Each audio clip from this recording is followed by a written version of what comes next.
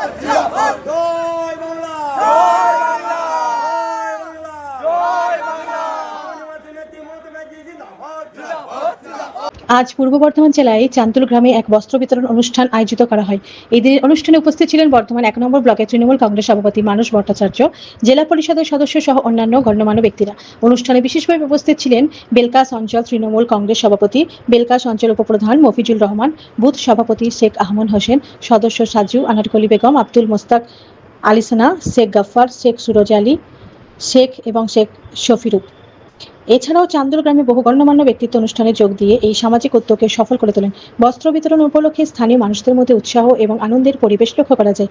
পূর্ব বর্ধমান থেকে ইমতিয়াজ হোসেনের রিপোর্ট, সারাদিন খবর।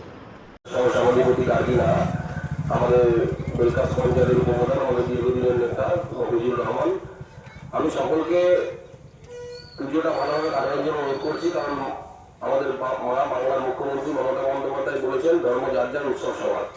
অর্থাৎ জাতি ধর্ম বর্ণ নির্বিশেষে দুর্গা পুজো, শারদীয়া দুর্গোৎসব সবার পুজো, সবাই আনন্দে কাটান পুজোর 4টে দিন।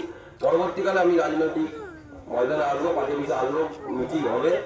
এখন মাথা ঠান্ডা রেখে সুষ্ঠুভাবে পুজো কাটান, পুজো কাটার জন্য আনন্দ করবো। ঠিক আছে, সকলকে ধন্যবাদ।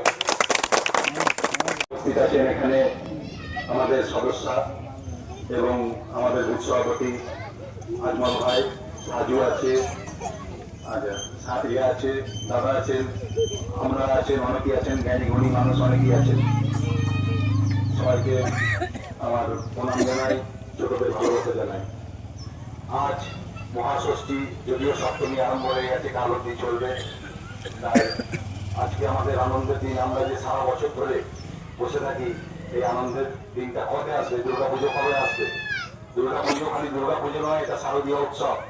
আমরা সকলে মিলে জাতি ধর্ম নির্বিশেষে আমরা এই শারদীয় উৎসব পালন করি। এবং এর সঙ্গে আপনারা যে একটা মহতি উৎসব করছেন, মহতি কার্য করছেন, যেটা হচ্ছে বস্ত্র বিতরণ, আমার খুব ভালো লাগছে। আমি তো এখানে আসি এবং পরবর্তীকালেও আসবো। আপনারা পুজোতে আনন্দ করুন, সকলে মিলে আনন্দ করুন, ভালো থাকুন, ভালো মন্দ খান, সুস্থ থাকুন।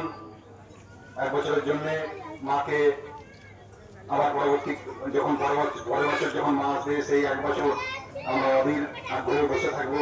ততদিন আমরা ভালো থাকুন, মায়ের কাছে প্রার্থনা করুন যাতে আমরা সকলে ভালো থাকি। ব্যাস এইটুকু বলে আমি আমার বক্তব্য শেষ করছি।